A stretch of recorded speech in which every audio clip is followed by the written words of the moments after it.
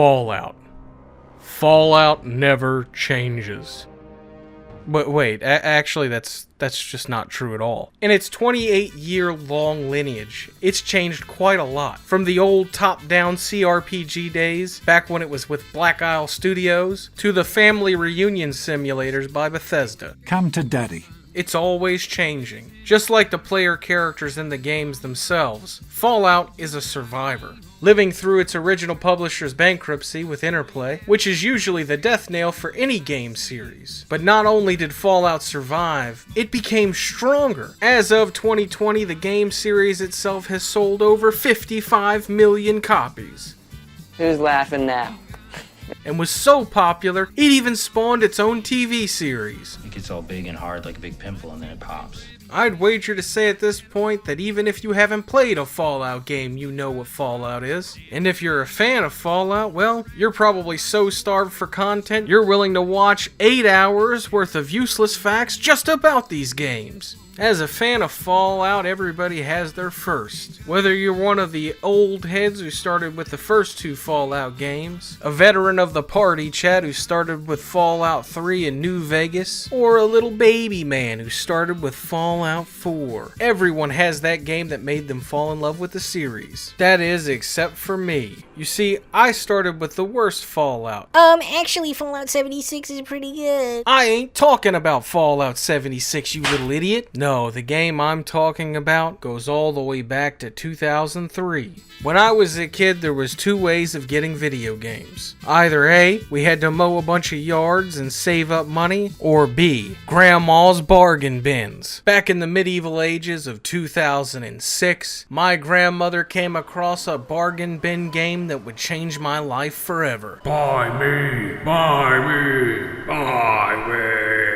Oh, Pogo might like this. My very first Fallout game was Fallout Brotherhood of Steel. That game scared me away from the series so long, I didn't play Fallout 3 until at least 2 years after it came out. And I liked Fallout 3 so much I went back and played the first 2. The entire time I played through the first 2 Fallouts, all I could think of is why was Fallout Brotherhood of Steel so different? While Fallout Brotherhood of Steel was being developed for Interplay, it wasn't being developed by Black Isle Studios. Instead, it was being developed by an internal team at Interplay. The game itself was actually created on the Snowblind engine. No, not the fucking PS2 game. This Snowblind. The engine itself wasn't actually created for Interplay at all, but instead created by an external development team working on Baldur's Gate Dark Alliance. Looking at images of both games, you'd be hard-pressed to even see a goddamn difference. Baldur's Gate is a pretty beloved game at this point, even getting re-releases all the way in 2021. So when the game was built on foundations of a game that everybody likes, how could it even be that bad? I guess it's also important to admit that when I was a young man, I was very against those RPG nerd games. And to that point, I don't even know if I would have liked the original Fallout games when I was a kid. Of course, I've warmed to the concept these days, unless it's one of those anime ones. So I've got to wonder, maybe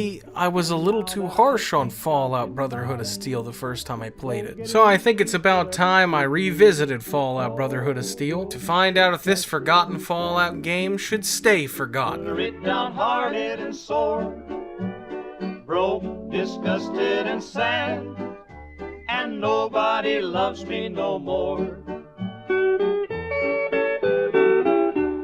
The game opens with a choice of 3 characters, Nadia, Cyrus, and Kane. Each of these characters have different stats, but the game itself won't tell you that. Nadia is a small build, and so she's unable to use heavy weapons, but she can use dual weapons and run with any small weapon in the game. Cyrus, however, is a large build. He's able to use heavy weapons, but he's not good with small arms, so he's unable to run with them, or even go akimbo with any of his weapons. He's mostly a tank that is best with melee weapons, but he is really, really slow. Cyrus also has 2 unique skills, Berserker, which allows him to do 30% more damage if his life is at 30%, and Wastelander, which gives a critical bonus to all homemade weapons. But because homemade weapons are pretty much useless outside of the opening of the game, this entire fucking perk is pointless. Then there's Kane. He's a medium build, so he's able to use guns akimbo. Does he normally shake his ass like that? And hold heavy weapons. Balls! The only drawback is that he's not as fast as Nadia, and he can't move with heavy weapons like Cyrus. Jesus Christ, with this fucking... But to be honest with you, none of those are a big enough drawback to not choose the character. He's like Hannah Montana. He's got the best of both worlds. And this is all without mentioning all of his unique skills. He actually has more unique skills than any other character in the game. He has Rad Child, which allows him to gain health when in contact with radioactive substances. Butcher, which gives him a bonus to all bladed weapons. And lastly, Pyromaniac, which gives him a boost to all flame weapons. I'm starting to see exactly why they didn't include all those stats on the character selection screen. Because after all this, are you going to choose anyone other than Kane? After choosing our character, we get an opening cutscene that shows our character entering a town called Carbon. Lies the small town of Carbon. Carrying minimal supplies, a Brotherhood initiate enters this troubled town. Wait a minute, let me hear that again. A Brotherhood initiate enters this troubled town. Wait. Let me hear that one more time. A Brotherhood initiate. So you mean to tell me that this Ghoul is a damn Brotherhood initiate? Now, for all my viewers who aren't nerds, let me go ahead and explain something about Fallout's lore. The Brotherhood of Steel hates ghouls. If your ghoul even looks like it's going feral, I'm putting it down. Only good ghoul is a dead ghoul. So unless we are playing as the Uncle Ruckus of the ghouls, I am currently living with the heartbreak of revitiligo. This just doesn't make any sense at all. We also get to see a group of raiders terrorizing the town. Fine, slaves. I can't sell you if you're dead, but I'll shoot you in the back if you try to run. Might I say, I think I want to moderate her Twitch chat. Shut your mouth, worm, before I step on you. He couldn't stop touching himself to me. We finally get control of our character and we're given one task: to find the Brotherhood of Steel. And you better get used to that quest, because for a game called Brotherhood of Steel, we certainly never fucking see many of them. You know, it really sets the tone of the game when the first character you ever speak to is a prostitute. But this channel here is a little too highbrow for that. Well, and I thought it was gonna be a slow day. Just a couple caps. Want a party? Well, sure. I guess so. Hey, what are you doing? I think I'm gonna be sick. After giving the poor girl PTSD nightmares from our... I'm not even sure. Do ghouls have penises? She tells us the local bar has been taken over by raiders. Some of them are busting up the bar right now. Oh boy.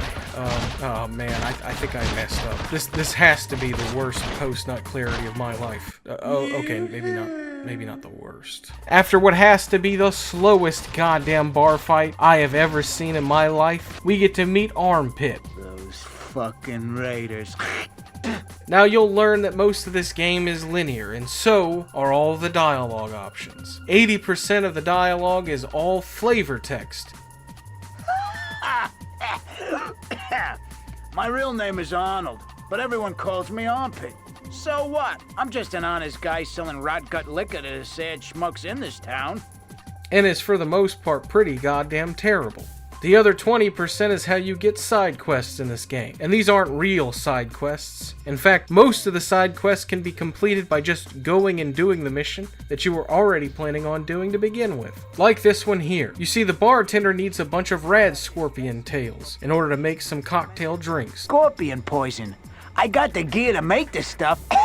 He's willing to pay us 10 caps apiece for every tail we bring him. So, once we're done talking to Armpit here, and we go and speak to the mayor, he asks us to clear out a warehouse filled with rad scorpions. Come back when you've cleaned out all the rad scorpions. So unless you're too damn lazy to press the X button, you're gonna get this extra side mission done at the exact same time you're doing the main one. The mayor is offered to tell us exactly where to find the Brotherhood of Steel so long as we clear out this warehouse. Help you, if you're willing to help us in return. Our supply warehouse is infested with rad scorpions. This warehouse level is fairly easy to do, with one exception. You see, there's a small issue with this that'll become a ball ache later. When you're told you need to clear out the warehouse, it means every single rad scorpion you see. Now, there's no radar to show exactly where they're at. So if you miss one rad scorpion in this entire gigantic warehouse with many floors and many level loading screens, you have to backtrack over every single square inch of the entire goddamn level. And mind you, this is not the final time that we'll see an objective like this. After making it to the basement of the warehouse, we'll get our first boss fight with a giant rad scorpion. Now, the gimmick with this fight is that you have to knock off its claws before you can do long-range damage to it. The issue with this is once you do knock off the claws, you'll find that this goddamn thing is too damn fast to even turn around and start shooting. So in reality, you'll wind up swapping damage either way, so you might as well finish this thing with a melee weapon anyway. After clearing the warehouse, the mayor tells us that all the Brotherhood of Steel people went down to the crater. Hood paladins went down into the crater at the edge of town. And that moves us on to our next level. Thankfully, this mission doesn't involve us clearing any enemies. It's mostly a traversal mission, which involves us killing some rad scorpions and these new enemies called rad bugs. These rad bugs are the only enemies designed specifically for Brotherhood of Steel. And I gotta say, the developers of this game seemed really proud of it, as they put it in every single goddamn part of the game. This design looks awful. Usually in the Fallout series, when you see a creature that's been affected by radiation, you can usually tell what that creature used to be before the radiation got to him. Help me! It's a fucking man just dragging me out of here, man! Help me! But what the fuck is the rad bug supposed to be? I mean, it has 6 legs, but it's not a spider. It has a tail or a stinger, but it's not a scorpion. It has a mouth with teeth and eyes that jut out from the sides. I'm not sure what the fuck this is supposed to be. While going through the level, I come across a decomposing corpse of a cat, which seems odd. I didn't know this game had consumables. Wait, no, this is a quest item. I don't have a fucking quest for no dead cat. What the hell is this? Well, as it turns out, if we would have talked to the town trollop before going down into this crater, they would have told us that their cat's missing. Help me find Mr. Pussy. And there goes that clever writing again. Yep, the cat's name is Mr. Pussy. Thankfully, even though we didn't know about this quest, we're able to turn it in and scar that girl again by handing over the corpse of her dead cat. Oh, they killed Mr. Pussy. At the bottom of the crater, we'll come across the mayor who will betray us. What a shock. You mean to tell me he was working with the raiders that we saw him working with 5 fucking minutes ago? Not normally a violent man, but I think I'll enjoy killing you.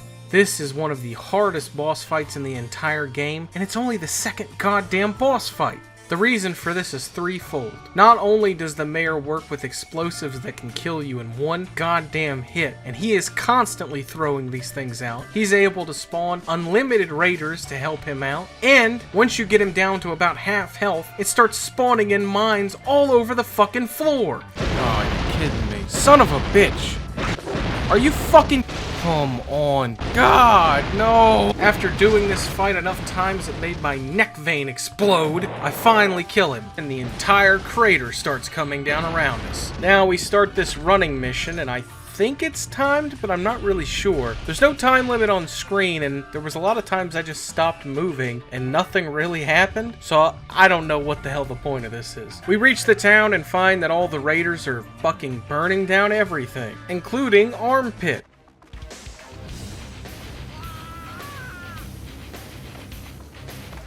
Armpit, who is apparently on his last breath, tells us a load of shit. Hey there, soldier. I told them to go find someone else. They're in the warehouse. The doc took a bunch of folks in there and locked it. Well, we was too slow. You gotta go to the warehouse. That's where everyone's hiding. But the raiders... But before we can leave, he gives us his rad scorpion liquor recipe. I got the recipe for rad scorpion tail liquor right here. Now, you actually only get this recipe if you do the side quest for him to begin with. So I assumed at some point in the game that liquor recipe would be very important. But I was a dumbass, you see. There is no quest that ties into this recipe. There's no NPC that ties into this recipe. In fact, the only thing it's actually good for is selling it for 300 caps. Back to the game, we'll find that all the townsfolk are holed up in that warehouse that we cleared out. And they refuse to let us in unless we clear all the raiders out of this town. Can't open the door with the raiders still around. If you can get rid of the raiders, I'll let you in. Oh boy, that's real classy shit right there. While clearing the town out of all these raiders, you also have sort of a side quest of saving the other townsfolk who were unfortunately left behind. But considering all it gives you is 10 extra caps, only do it when it's very, very, very convenient for you. This is also where I ran into my first game-breaking bug. On the last part of this level, I came across an issue where a raider wouldn't spawn. I looked all over this level. There was no raider to be found. I reloaded saves. I restarted the damn game. The only thing that wound up working was reloading the game before we started the damn level, meaning we had to do all of this all over again. You certainly took care of the raiders. Too bad about the townspeople that died. With the town saved, it's now time to take the fight to Matron Jane. She's holed up at the carbon mill, and the only way to get to her is to march through a bunch of raiders and blow some shit up. Confronting Jane, we'll see our first super mutant. It seems they were buying slaves off the Matron Jane. What the hell was that? You better not be messing with me, you big... I have nothing to do with it. My troops have gathered the slaves and moved on. Our business is concluded. Jane states that she was working with the Brotherhood of Steel, which seems quite odd because just 5 seconds ago, she was talking to a damn mutant. I met some paladins weeks ago. The mutants were heading for a ghoul city, so I gave the Brotherhood directions.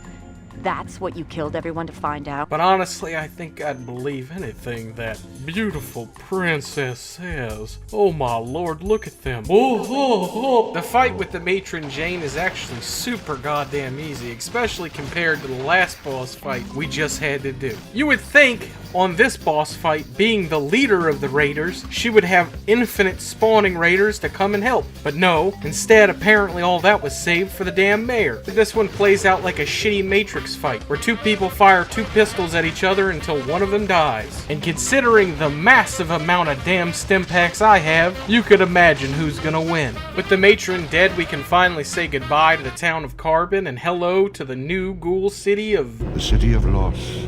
The? Los means... fuck it. Entering the town, we'll see one of the most edgy designs I have ever seen in a Fallout game ever. Dire, in unseen conflictions with shapes... I mean, seriously, what 13-year-old designed this? Penalty for trespass. Annihilation. God, no! Thankfully, I'm a ghoul, so none of these ghouls should attack me, right?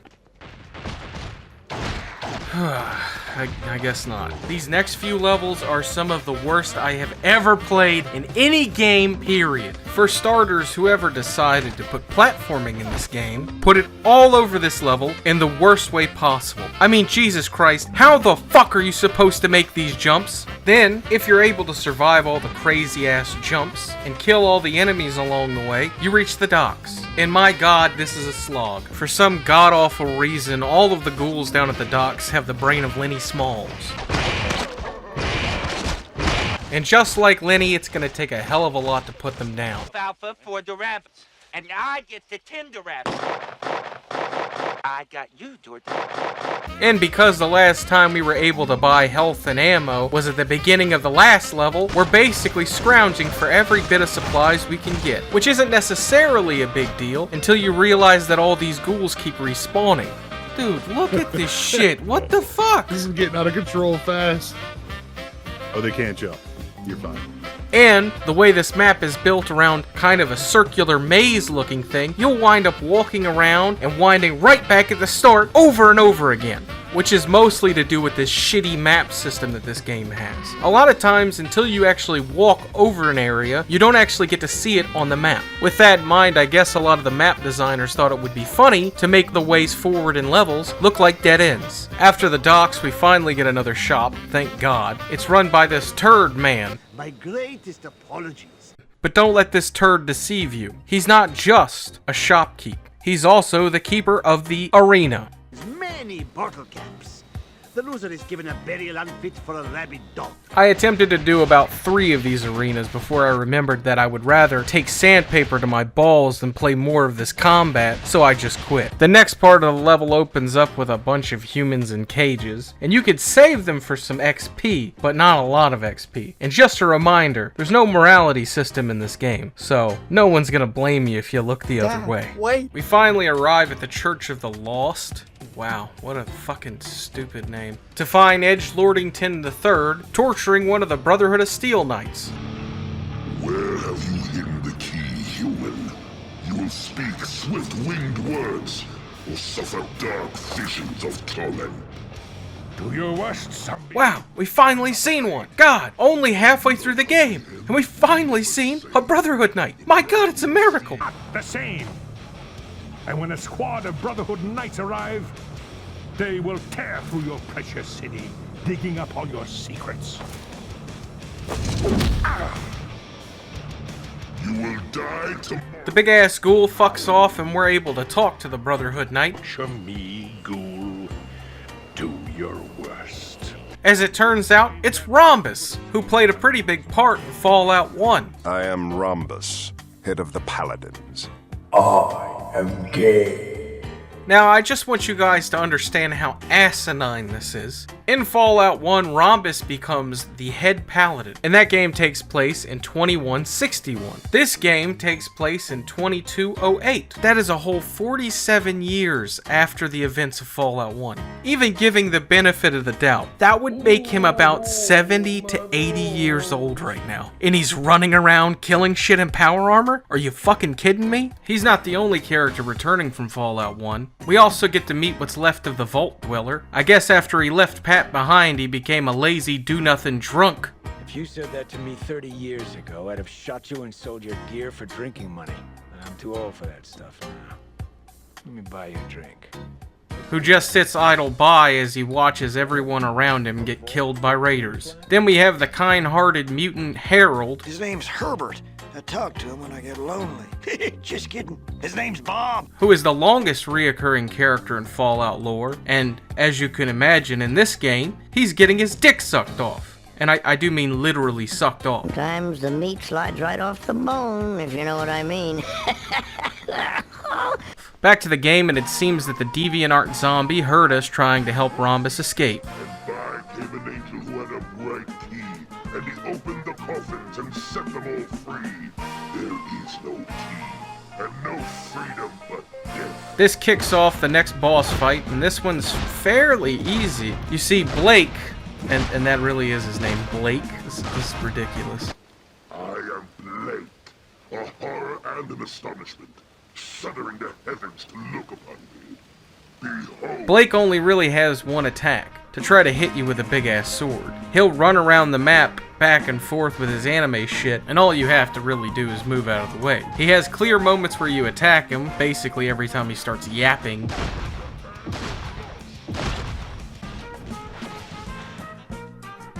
Saving Romulus, it looks like we're gonna have to escort him to find a key. Now, typically escort missions are some of the worst in gaming.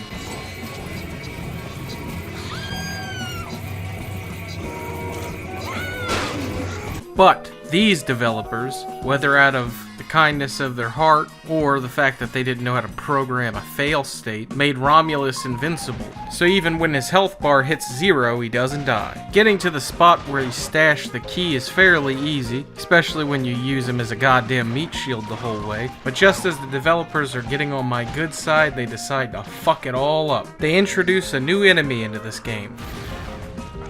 Now, whoever sat down at the office and thought, you know what might be a good idea? We should put some jihadists in the game.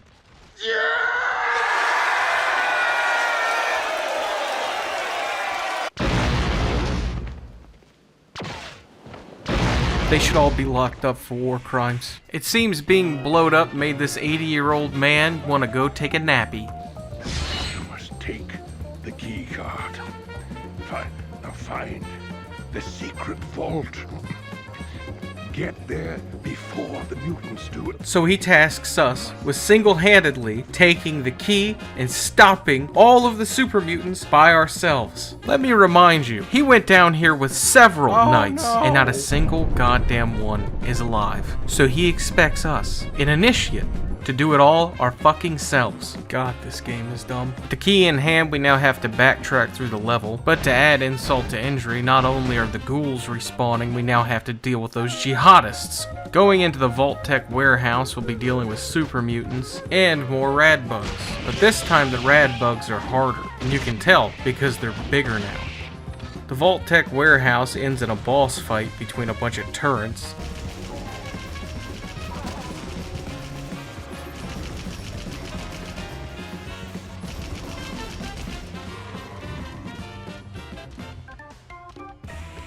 Grenades? That's exactly what I was thinking.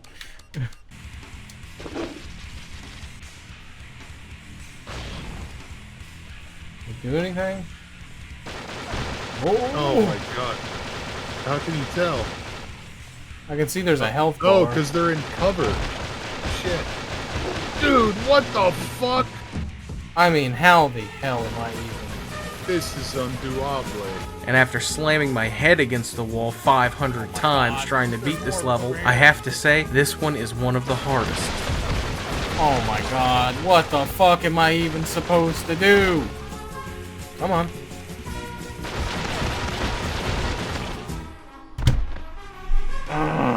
God damn it. It's so half-assed. Oh, fuck! I can tell this is probably where most normal people would have given up. Thankfully, I'm not normal. I'm a dumbass. And I kept trying and trying and trying. Nope. No! Oh my god, you can't even jump. Until my very genius friend realized. Maybe you have to destroy that box behind them. And that's when we realized we're gonna have to shoot all of those terminals to turn off the turrets. However, you're not able to see them. In fact, you'll be shooting at nothing and hoping to God it hits the right fucking terminal to shut them down.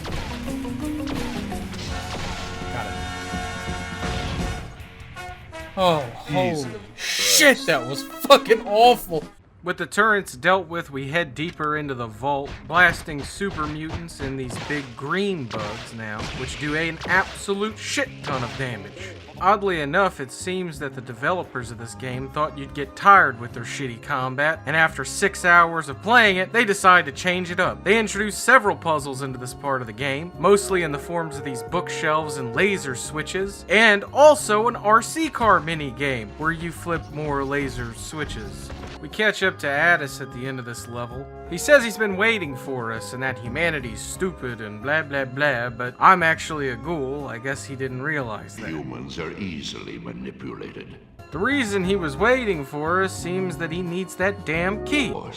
The key to the vault laboratory. So, as it turns out, if I would have just sat there and went back home, these motherfuckers would have been screwed. Even though he's our enemy, Addis explains that really he's on a noble mission to get his dick back. I would give him the key if this had been a real Fallout game, but we don't get choices like that. Instead, we're gonna have to fight Addis. In keeping with the trend of either the boss fights being too damn hard or too damn easy, this one here is too damn easy. Basically, all you have to do is avoid his stabby attacks just like Blake before, but with a couple extra smaller super mutants to fight also. We defeat Atlas and, oh man, thank God, it's finally over. You know, this game might be bad, but at least it's pretty short, is what I should be saying. Instead, it seems that Cain waited way too damn long to kill him, and the Nightkin show up. If ghouls do have penises, he's gonna be pretty devastated at the fact that he'll never jerk off again. They cut off our arm and kick us down a hole. Some little girl comes across us and tries to help. Mister! Oh my god. Are you okay? Who the fuck starts a conversation like that? As a consequence of us missing an arm, we now have to fight using only one-armed weapons, and we're bleeding out the entire time, so we're gonna need a shit ton of stim packs, which the game does seem to give us one every 5 steps. This entire level consists of rad scorpions and a new enemy, and no, that's not the baby from the dinosaurs. Brother! Sister! I'm all alone! No one's coming to save you now. That there is a baby Deathclaw, and boy, has it put on some goddamn weight.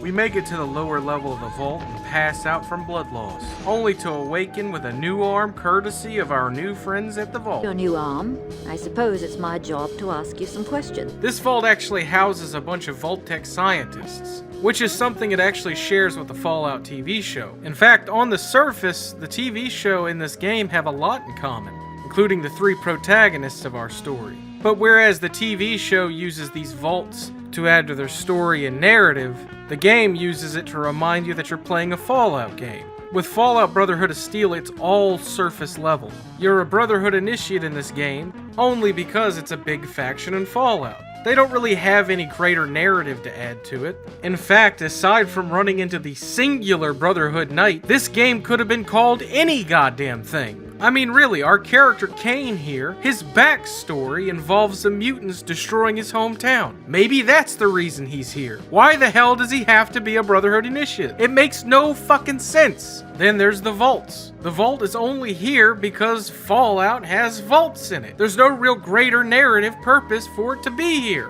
I mean, hell, I would have killed for some notes, some computer terminals, something to give me a little backstory on what the hell this vault was used for. But instead, we have to learn all of that from dialogue, which there's not much of, and half of it is fucking broken. I'm Patty, the security officer. I took the job of keeping these people safe from the monsters and robots after our old security officer went crazy. Back to the game, and we're talking to Security Officer Patty, who explains that after a big giant battle between the security officers and the scientists, an explosion happened that have kept them trapped down here the whole time. An explosion damaged the vault systems, trapping us in the garden.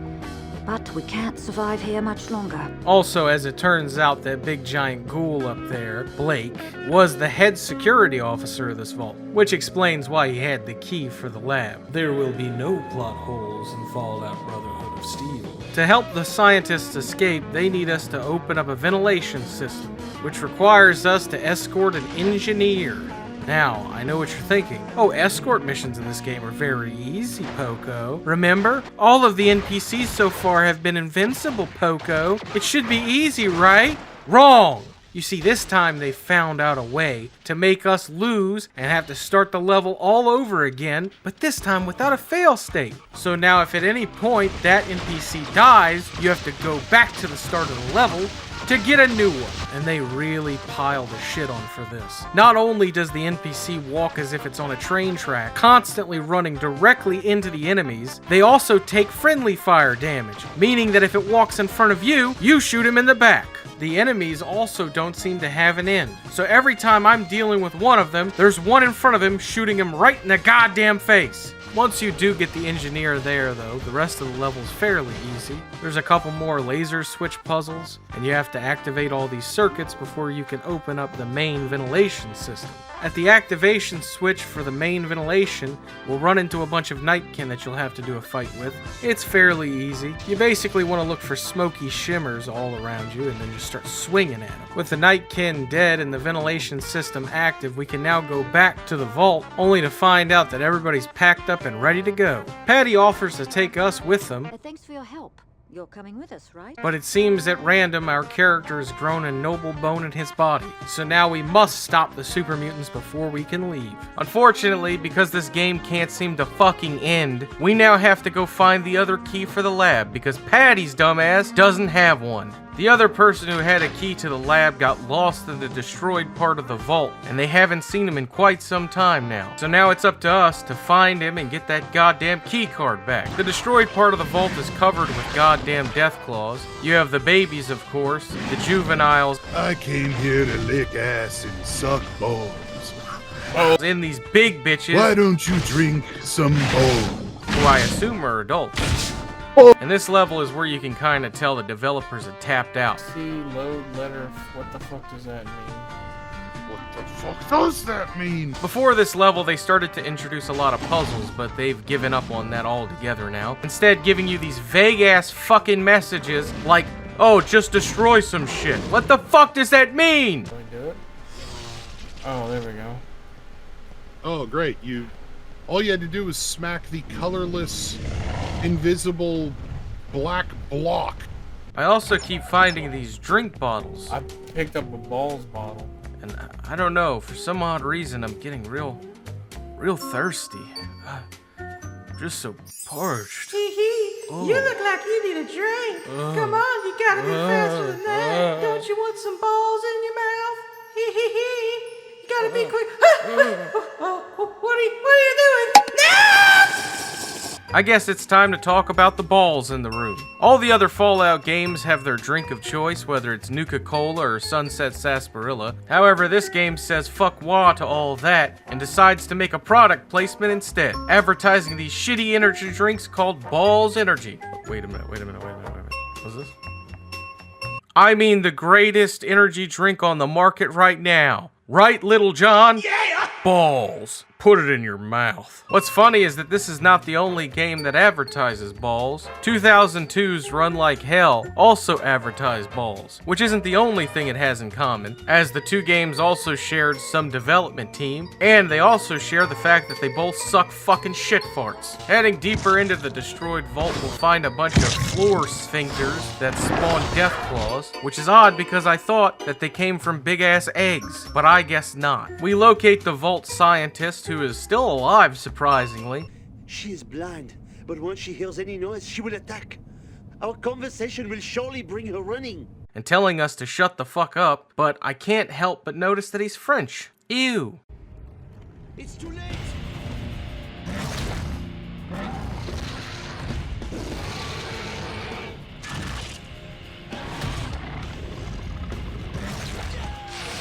The Mother Deathclaw shows up and kills Frenchie. It looks like that Mother Deathclaw is based around a xenomorph looking thing, which shows that this whole level has just been a reference to aliens, lore be goddamned. This boss fight, once again, isn't that hard. Basically, all you have to do is avoid it attacking you with its slashy bits, and also doesn't make it to the goo pools that it gets its health from. Oh, its health back. Oh. It gets it from those goop pools. Oh, that's bullshit, man. Once we do kill that critter, we get a message that hits like a ton of fucking bricks. Yep, now we have to go all the way back to the vault we came from.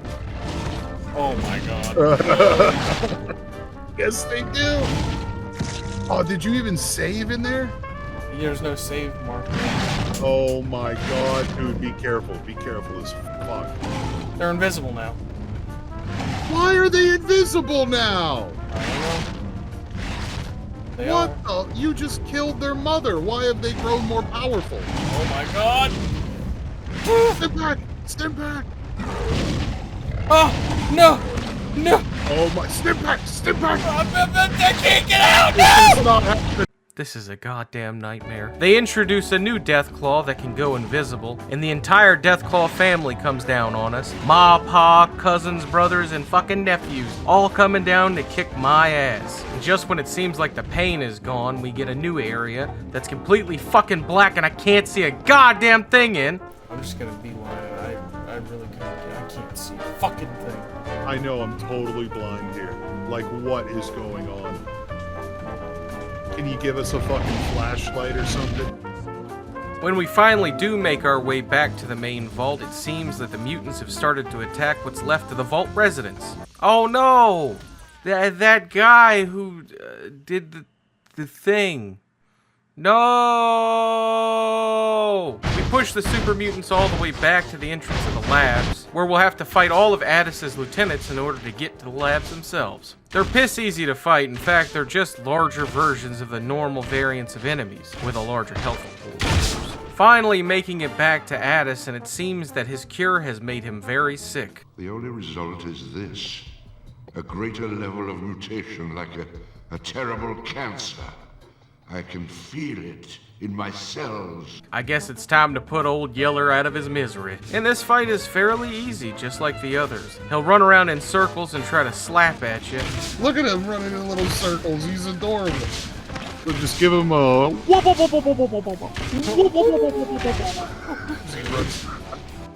The only difference here, and what makes this very hard to do, is they took away the one thing that makes this combat tolerable. A fucking lock-on system. Yep, that means the entire fight with Addis, you're gonna have to just be turning your character around in circles, trying to fucking shoot him. This gets even worse in a second phase. Okay, so now he's taking the second floor. Maybe I'll be able to lock onto him. Oh my god. He's still invisible. He got all of his health back. Where he gets all of his health back and becomes way more spongy. Yeah, it's like doing nothing. We go through most of my goddamn ammo as we try to kill this son of a bitch, but we finally do it. And Addis explodes into goo. Thank God. Oh, it's finally over. We can finally get some... Wait. No. No, God, why won't you die? Yep, this horseshit just doesn't seem to goddamn end. And Addis has become a master-like mutant where he's become a bunch of gooey walls. But hey, at least he got his dick back, right? Within a matter of seconds, Addis has become so large that every part of his body's become a goddamn wall. So now we're gonna have to fight the eyes to proceed through the rest of the facility. Yeah, this is amazing gameplay. The eye doesn't even move. So in order to kick off the boss fight, we'll have to kill the ground peni that protect the eye. And then once it opens up, we'll be able to smack the shit out of it. Except, it spawns a bunch of goddamn rad bugs that do a hell of a lot of damage to you. Get back. Yay, what the fuck? Those things kill me so fast. Then, once you kill the goddamn rad bugs and whoop the shit out of the eye, the fight starts over again. Why does it just repeat? Why do you have to do it twice? Why? Yeah, you can't just beat this once. You can't just beat this twice. You can't even just beat it 3 times. No, you have to beat this shit 4 times. That means 4 times the peni, 4 times the goddamn rad bugs, and 4 times the eyes. The only way I actually beat this goddamn thing was glitching the entire level by making it to where the rad bugs couldn't get to me. But wait, that's not all, folks. Once we deal with the eye, we're not able to save. Can I go back and save? Yes. No. Nope. God damn it. Or go buy ammo or health or any of that shit, and then we're thrown right into another boss fight with his goddamn mouth. Oh shit. Oh shit. And let me tell you, this fight is straight up fucking broken. No matter where you stand in the map, the mouth can suck you up. Shoot him. And if you get sucked up, it gains its health, meaning all the damage you did during that time was for nothing, because it'll get its health right fucking back. The only way to win this fight, as far as I can tell, is to use a glitch. Running in this exact corner and throwing grenades is the only way to stop yourself from getting sucked up. This fight doesn't end with a, hell yeah, we did it. It ends with a sigh, because it's just that goddamn painful. This has got to be it. This has got to be it. Oh. Then we move on to the next part of the level. Yeah, this shit still isn't over yet. We'll see a bunch of rad bugs fighting Addis's mutants, or what used to be Addis's mutants, and then the mutants also fighting parts of Addis, ending in another boss fight with the goddamn mouth, but thank God it can't suck this time. In the next room, we'll run into Officer Patty, who's in a bit of a sticky situation. I was going to the emergency decontamination center, but this thing caught me. It's eating me alive. She tells us she's been eaten alive, but seems pretty content with that, telling us that we'll need to destroy the labs in order to kill Addis and all this goo shit. I guess we're going full fucking Resident Evil in this bitch. Before we leave, we put Patty out of her misery. God, I wish that were me. Then do another goddamn boss fight with the mouth, but this time there's loads of respawning bugs and green peni. Thankfully, through the power of balls, we'll be able to get through this one no problem. With the last mouth down, we activate the switch and start a timer to destroy the entire facility. At this point, I had become a pro at running through all the bullshit this game threw at me. Fuck it, dude. We see, this is the one thing you got a lot of experience in now. So I was able to get to that train in no time at all, with 50 seconds to spare. It shows the nuke destroying everything in the damn facility and then cuts to credits. And that's it, folks. The end of Brotherhood of Steel and my new Vietnam.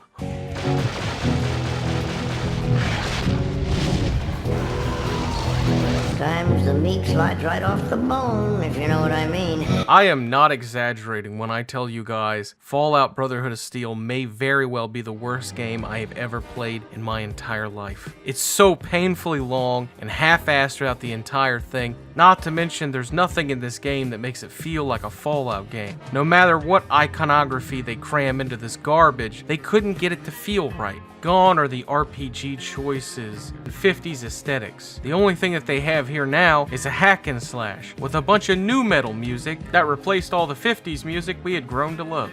Now we have bands like Slipknot, Skin Labs, Chimera, and Killswitched Engaged. Although, to be honest, you'll hardly fucking hear them. The game only really plays music in boss fights, and it's all instrumental.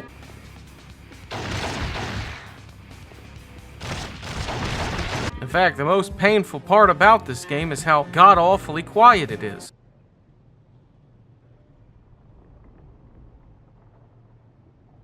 From time to time, you'll hear the faint beeps and boops of electronic music, but that's about it. This might have been a good moment for some Slipknot. Probably. Yeah, instead of some... Dude, this sounds like the GTA 5 pause menu music. Why is this what's playing during the final fucking... Like, what is going on here? I mean, hell, even our character doesn't say anything at all. But as I found out, they're supposed to. You're gonna eat the peanuts in my shit. No stim packs. Shit. I'm gonna skull fuck you. In fact, there's a bunch of audio from both our characters and enemies, but because of the slapdash nature of this horse shit, none of it works. Last call, shoppers. Kmart. Thanks for shopping at Kmart.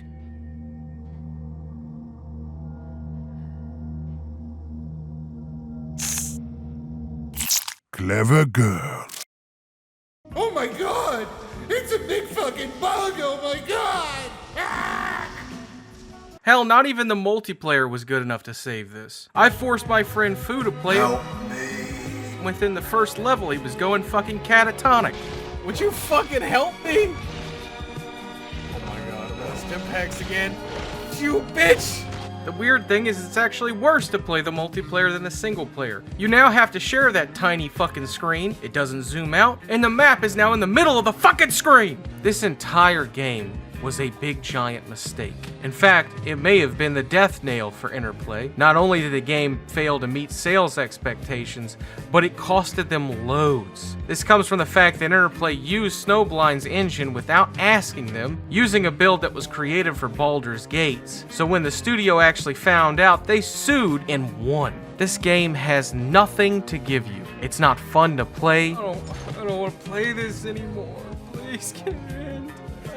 There's no real story in this. Hell, I couldn't even find a single goddamn writing credit for this game. The only thing that can be found with this game is pain, and lots of it. And so I think Fallout Brotherhood of Steel should stay forgotten. No one should remember this horse shit. And if you don't want to take my word for it, take the word of the man who eats, shits, and breathes Fallout. Fallout Brotherhood of Steel? Yeah, it fucking sucks. So there you have it, straight from the mantis's mouth and mine. Forget this fucking bullshit game. So, what are you doing later? Gotta feed my mantises real quick. Oh, what do mantises eat? Each time Oh fuck! No!